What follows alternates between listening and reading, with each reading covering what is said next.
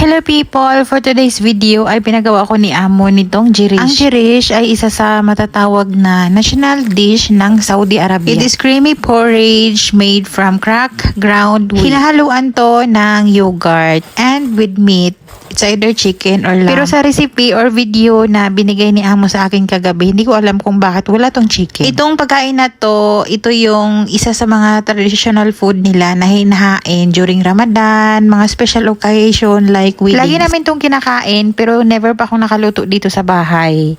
Lagi kaming nakakain ito dahil during may mga okasyon, mga family gathering yung mga amo, mayroong mga malalaking handaan or malalaking mga in-order na mga pagkain. Like mga malaking plato na mga kabsa, ganun. So, every time na may ganyan, meron talagang jirish. Gamit natin ang coffee mug. 4 cups ang gamit ko plus half cup ng masri rice or calrose rice. Binabad ko muna yun ng at least mga 2 hours. 1 to 3 smart. Gamit ko ang pressure pot dahil wala akong malaking kaldero or lulutuan talaga nito. Meron traditional na lutuan talaga nito pero wala kami. Ginamitan ko ng food processor yung ating maraming onion. Kalahati lang nun yung ginamit natin panggisa dito. And gisahin lang natin yan until mag-translucent. Then, naglagay tayo ng butter ghee, mga 1 tablespoon yung pinasa na video ng amo kong babae kagabi, na shock ako dahil Pilipina din siya.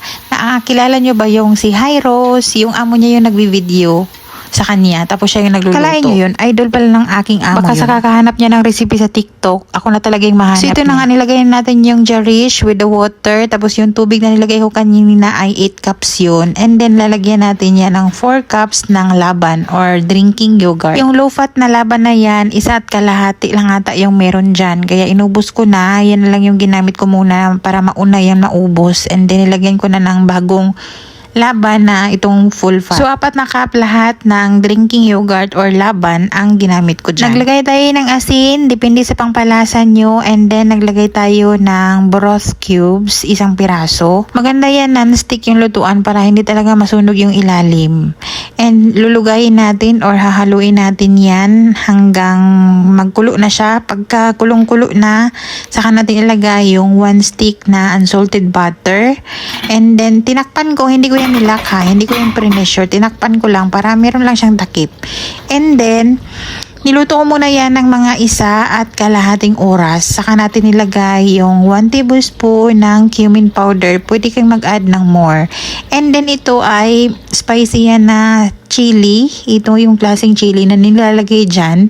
And tatakpan natin yan uli and lulutuin ulit natin yan ng 1 hour. Matagal siyang maluto kasi nakalagay yan sa low heat yung ating apoy. Kailangan low heat para hindi siya masunog sa ilalim at dahan-dahan siyang maluto. After ng 1 hour, tinanggal na natin, malambot na yung chili. Hindi natin yan hinalo dyan dahil ilalagay natin yan mamaya sa top. Pang toppings natin yan. Kung very thick na yung mixture nyo sa mga oras na yan, pwede kayong mag-add ng more laban or hot water. Pero make sure na hot water yung ilalagay nyo kung water yung i-add nyo. Nasunog nga yung ilalim, hindi ko na lang kinuskus para hindi siya masali. Pero hindi naman siya nangamoy sunog. Luto na yan sa mga oras na yan. And then nag-add tayo ng 1/4 cup ng powdered milk with 1 cup ng hot water. Pwede kayong gumamit siya ng fresh milk. Mas malasa kasi malinamnam yung powdered milk. Kadamihan sa napanood kong tutorial, merong karni or chicken ang nilalagay. Hindi ko natanong kay Amo kung bakit itong video na to walang meat or chicken. Ito naman ang tawag nito hashu. Hashu or hashu. Naglagay lang ako dyan ng butter ghee and the butter. Igigisa natin yung maraming sibuyas. Magtutubig yan, hayaan nyo lang, tapos halu-haluin. Pagka bumalik na yung mantika or ma-absorb or ma-dry na yung tubig dyan from onion, saka natin ilagay yung 1 tablespoon na samana. Ito yung spices ng kabsa, mga marguk. Ito yung tinatawag na samana. Meron niyang mix na dried lemon na powder at iba pang mga spices. Sa video, nag-chop siya ng chili na red chili. So, maanghang na yun. Kaya hindi ako naglagay dahil mga bata yung kakain nito. Naglagay lang ako ng konting salt para dagdag lasa. Yung chili kanina na tinanggal natin, nilagay ko na dyan pero hindi ko yan minash para hindi siya maanghang. Malipang toppings natin yan lahat. Meron ding jirish na red naman with tomato and tomato Maraming paste. Way din sa pagluto nitong white. Marami ding way sa pagluto ng red. Pero depende na yan sa mga amo kung ano yung trip. And masarap yan i-serve ng very mainit pa talaga yung ating jirish. And itatap natin yan with hashu hasyo na niluto natin. Yung ating chili dyan, 3 piraso. And bahala na sila kung kakainin nila yan o hindi. Basta ganyan lang yung pag-serve niyan. Hindi ko nilagay lahat ng onion na hasyo. Kasi baka hindi kakainin ng mga maliliit. At least meron silang choices sa gilid-gilid na walang onion. So, yung the rest ng hasyo ay nilagay natin sa bowl, separate. Marami pala yung 4 na cup na Jerish sa amin dito. Kaya yung kalahati natira dun sa pressure pot. Kaya sabi ko kay amo, marami pang natira. And sabi niya, tingnan natin kung masarap. Ipasend niya doon sa Baba House. Natuwa naman ako dahil first time nating nakaluto nito and nasarapan yung mga amo. Sobrang yummy daw. Kaya yung kalahati or yung natira lahat pinadala doon sa Baba House. Lalagyan natin ang sili. This one is very spicy.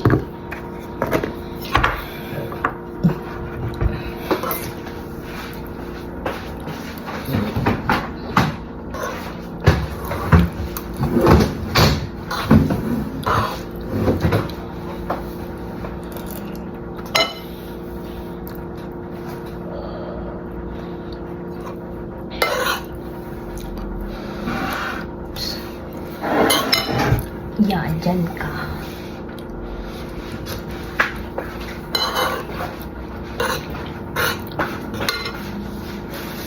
Buttery. Ay mo try. Sarap. Nakanda na nga yung kutsara ko, manghihingi ako sa iyo. Hindi ako. Lagyan mo ng onion. At siya may onion. Ayun, meron na. Tikman niya daw. Salig or ito? Salig. Ang weird na lasa niya. Bakit? Maasim na doon. Day, maanghang pala, day. Maasim kasi ano?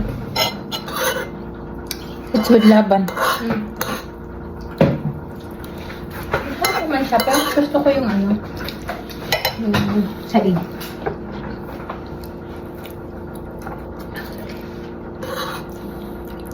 Maanghang yung sili. Konti lang naman yung napunta sa akin, pero parang gumuguhit yung lasa ng anghang. Dito ka lang kumuha. Paano ka nakasili? Yung sa onion, Well, sili ang onion.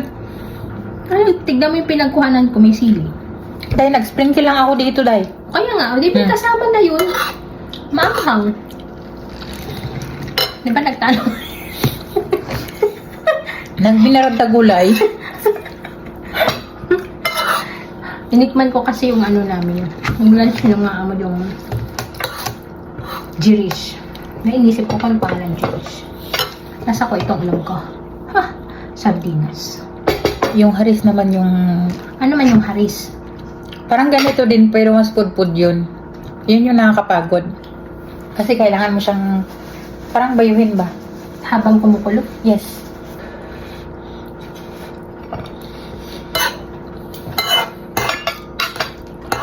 Ayun naman, ang hirap naman nun.